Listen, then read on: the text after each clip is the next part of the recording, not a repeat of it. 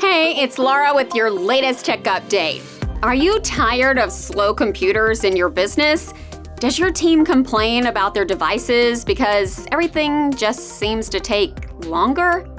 Before you decide to replace your hardware, let me tell you some simple ways to speed up Windows 10 and 11 computers.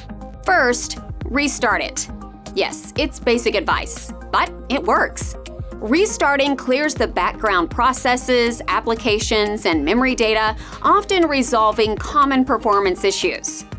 Next, manage your startup apps to save valuable system resources.